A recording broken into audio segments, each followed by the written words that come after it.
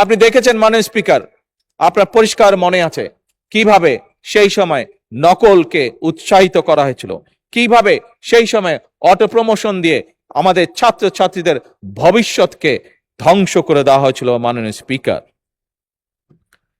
অত্যন্ত দুঃখের সাথে বলতে হয়, অন্তর্বর্তীকালীন সরকারের সময়ও আমরা এই ব্যাপারে কোনো পদক্ষেপ গ্রহণ করতে দেখিনি।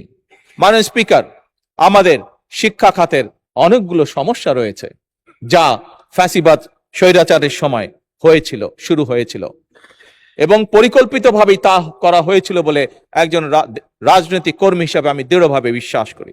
মাননীয় স্পিকার, এই সমস্যাগুলোকে অ্যাড্রেস করার জন্য যেমন প্রাথমিক সহ সকল পর্যায়ে শিক্ষকদের প্রশিক্ষণ, সঠিকভাবে ভালো প্রশিক্ষণ দেওয়ার জন্য, একইভাবে বিভিন্ন বিতর্কিত বিষয়গুলো সিলেবাসগুলো থেকে ধীরে ধীরে সরিয়ে আনা, একইভাবে শিক্ষার বিভিন্ন উপকরণ নিশ্চিত করা, এই সকল বিষয়গুলোকে আমরা প্রাধান্য দিতে চাই মাননীয় স্পিকার। এবং এই কারণেই আপনি দেখেছেন মাননীয় স্পিকার, এবার বাজেটে বর্তমান সরকার শিক্ষা খাতে সবচেয়ে বেশি বরাদ্দ রেখেছে। এবং মাননীয় স্পিকার, আমরা দেখেছি পৃথিবীতে যে কটি দেশ উন্নতি করেছে প্রত্যেকেই তারা শিক্ষা খাতে সকল সময় বরাদ্দ বেশি রেখেছে।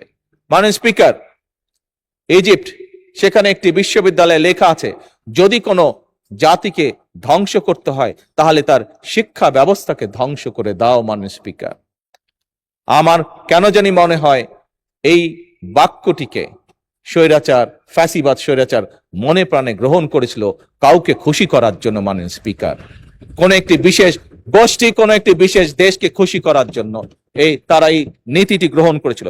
মাননীয় স্পিকার, বর্তমান সরকার সম্পূর্ণভাবে এটির বিরোধী এবং দেশের ভবিষ্যৎ প্রজন্মকে সঠিকভাবে শিক্ষা দেওয়ার জন্য, দেশের ভবিষ্যৎ প্রজন্মকে ভালো শিক্ষার নিশ্চয়তা দেওয়ার জন্য, দেশের ভবিষ্যৎ প্রজন্মকে যারা গড়ে তুলবেন সেই সকল শিক্ষকদেরকে সুন্দরভাবে সঠিক ভালো ট্রেনিং দেওয়ার জন্য সকল উদ্যোগ বর্তমান সরকার গ্রহণ করেছে।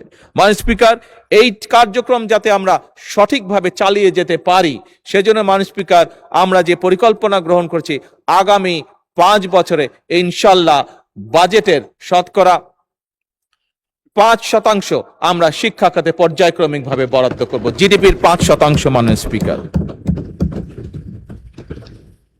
মাননীয় স্পিকার, আমরা যতই বলি না কেন, ছোটবেলায় একটি লেখা পড়েছিলাম বইয়ের মধ্যে, স্বাস্থ্যই হচ্ছে সকল